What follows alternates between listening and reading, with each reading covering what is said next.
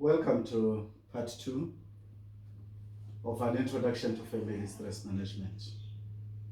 We hope that you have enjoyed part one. We are busy receiving a lot of the questions and the clarity. We are currently compiling them so as to do a respond, or we're going to do a video that we're going to give you some answers and the clarity for that. It seems as if most of you have watched it and you have enjoyed it. So today we'll be continuing with the part two. On part two, we're going to go deeper. The part two, it will be dealing with the introduction, the process, and dealing with the process and the model. What we're going to do is still technical, as I've alluded earlier. Stress management introduction, it is just only the technical part and the theory. When we're going to do family stress management is where we're going to do the tangible thing that we can understand. But we needed to ensure that we built, because my Bible says if you build on the sand, when the storm comes, you are going to suffer a great loss. So my presentation today will be following this roadmap, which is introduction, the process, and then we'll still continue with the process. Let me start with the principle. By the principle, we'll be defining what is the family. In terms of Beres, which is a social psychologist, he defined it as a unit of interacting personalities. Now, Ernest was trying to say here that a family, it is in terms of individuals or the people that will be interacting, they are going to live together. Now, family can also be defined as a function, and then also can be defined as a system. Now, it is the system is greater than the sum of its parts. It means that the way family is functioning can define it to say this is the family, because the way they are functioning, the pattern. And then also we can see the way they are structured, the system. And then when the system, we can try to see that it is more important to view the whole system as it is greater than the sum of parts. It means the entire family, their meaning and construction, it will be more important than an individual. The Russian novelist Leo Tolstoy began his book, and Karina with this famous words: all happy families are all alike. Each unhappy family is unhappy in its own way. This shows that each and every family, they are having, basing on their core values and their principles, they react into the social demands, into the life demands, into the crisis in different ways. Hence, they become unhappy in their own ways. Now, let us try to see the background to say, how do we deal with this and understand this family stress? Now we'll start with the family. We cannot live without stress.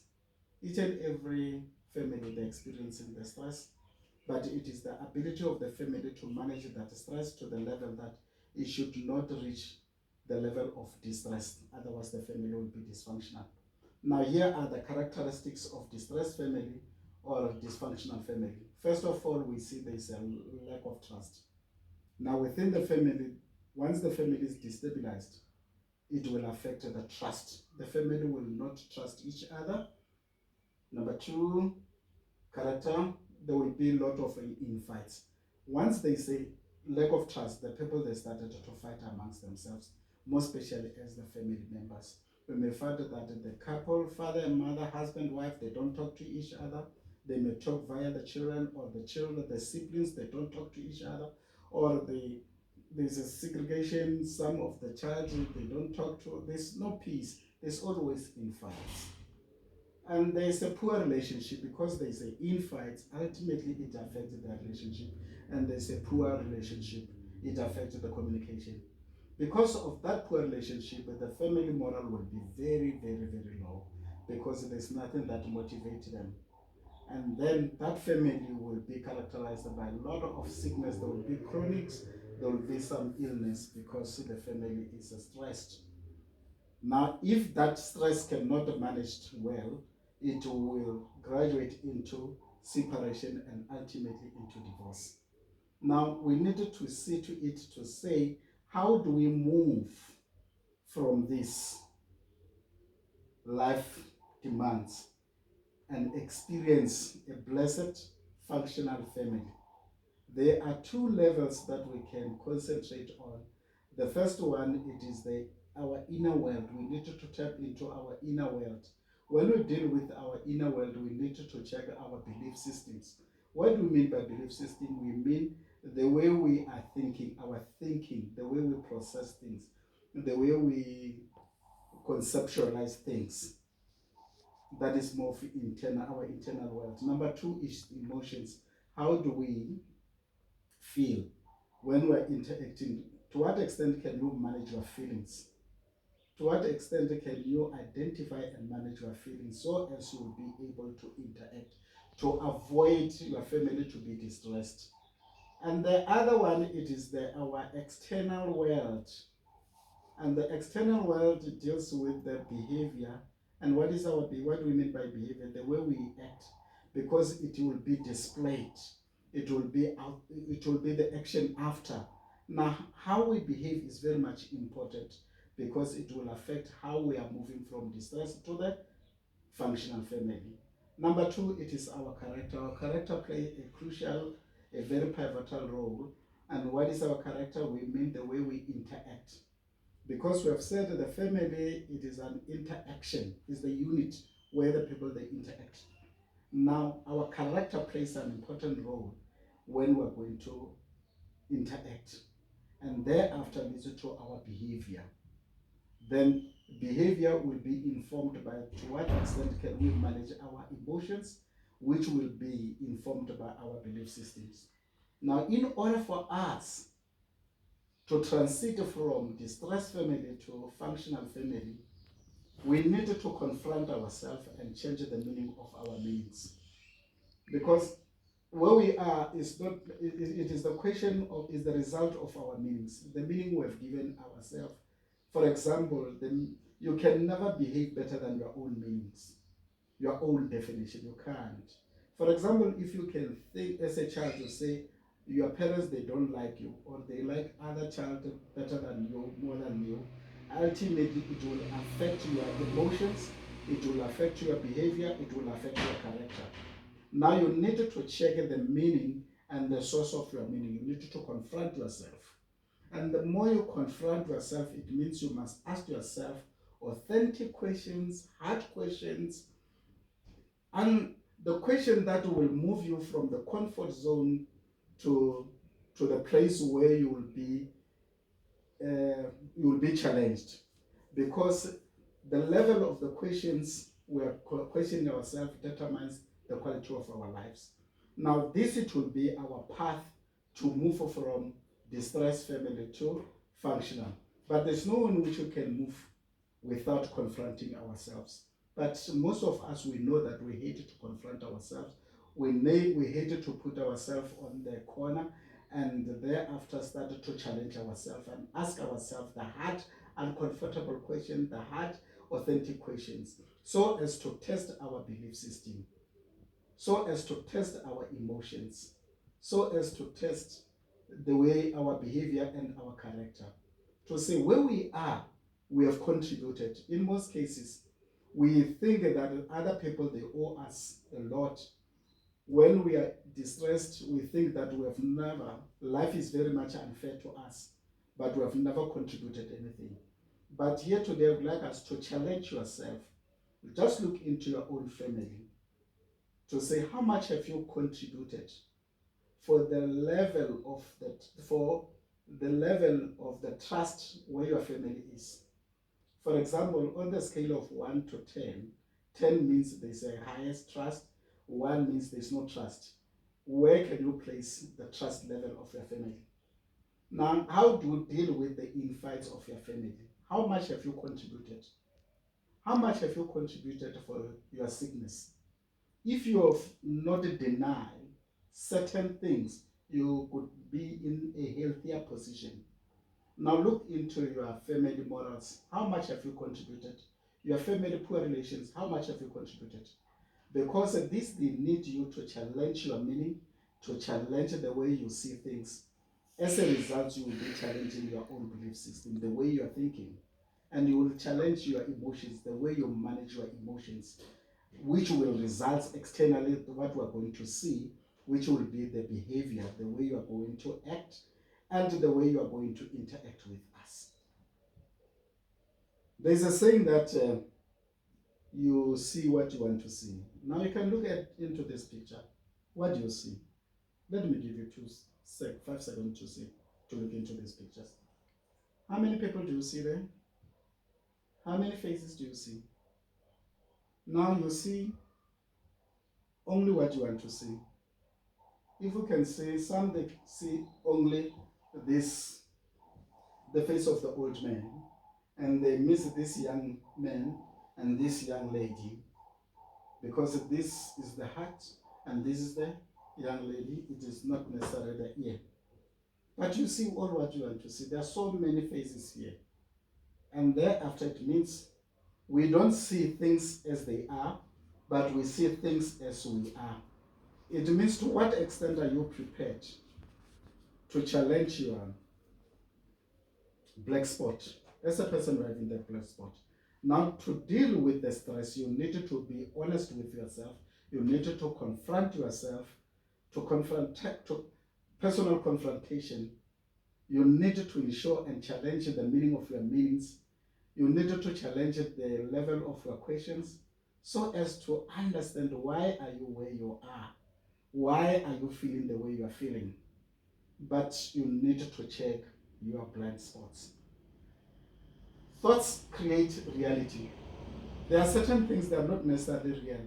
You just created that reality. You remember the definition of a stress. We have said stress are the things that are perceived as a threatening when they do not. Because you create your own reality in your mind. Now we're going to challenge what you are experiencing as the stress. Why are you stressed? Are the things real or you just created things? Do you think that where you are, you have contributed or you have not yet been, you have not contributed anything? There is the equilibrium within yourself or within your family. Is it because of what? No, we need to challenge that. Now, there's a family stress management model that I would want to take you. It consists of the two phases. Phase one, it is the adjustment, and phase two is the adoption. Now, this model consists of the life stressors. Now, each and every person will have something that are stressing us. And those things that are stressing us, we call them the stressors or the demands. Things that are stressing you, things that are giving you the stress. And thereafter, those things you need to interpret them. That is why we're having what we call the family meaning. What is the meaning of those things that are stressing you? The meaning will be depending on checking your family capabilities and resources. By capabilities, we are referring to, do we have the competency to address the stresses, the life stresses, or the life demands that has been putting pressure on you? Those are the capabilities. Number two, do we have resources? Resources may be finance, resources may be advice, resources may be anything. Do we have enough resources? Now, if you find that the life stressors are more heavier than your capabilities and resources, thereafter will be experiencing what we call the crisis. Then it means you are in a crisis. Then it means this time you need to adjust your life. If you cannot be fast to adjust your life, you will end up in crisis. That is why most family they end up in divorces, sicknesses, ultimately in the grave. Now, once you are in the crisis, you need to act very fast to ensure that you improve the meaning of your meanings, the meaning of your capabilities. Sometimes we underestimate our capabilities and our resources. So we think that our capabilities and resources, they cannot match the life stresses. But the moment they are on the same level, thereafter it means you need to see to it how do you adopt. You need to change to adapt. That is the adoption. That is the adaptability. How to what extent can you adapt to the new situation? Now this is our model. So we're having the life stresses that they're always giving the pressure to us. We interpret this. Once we can realize that our capabilities, our competencies, our knowledge, our know-how does not match the stressors or life demands, our resources, our finances, our health, all, if they cannot match this, thereafter we are in a crisis mode. Now, once we're in the crisis mode, it depends on the meaning you're going to give to yourself, because now you need to adopt. It's either you adopt or you're dead. Family stress management, let me show you how does it work. Now, on the first level, we're having the family stressors, and thereafter we're having the meaning, and then it means they're on the same level. It means that this is a state of equilibrium. It means whatever the life stresses, for example, we're having the stress. If every month you know that you don't necessarily have enough money, but you are working, you can tap into your resources to say, at least month end, I'm going to have money to pay my debt. So it means that life stresses, that demands, they don't threaten me. I'm equal to the task. For example, if you are sick, you are having a flu, you know that your immune system is capable to deal with this flu. It means checking into your resources, you are capable. Thereafter, there's nothing that is threatening you. And this state we call it equilibrium. It, and the meaning, because of the meaning that you give to you, the life, once the life is throwing you some stressors into you, you will interpret, and thereafter, when you interpret, you assess your capabilities and resources. If your capabilities and resources, they are equal to the task, thereafter you are on the state of equilibrium. But sometimes when we do this, we may find that our capabilities and resources are far stronger than the resources, than the life, life demands. Let me give you an example. If you are in a family, you are having two cars. One car is involved in an accident. At least when you check your resources, you said, I'm still having another car. As much as I'm having this stress, but it means I'm better off because I'm having another car. It means my resources, I'm having more surplus of resources as compared to the life demands.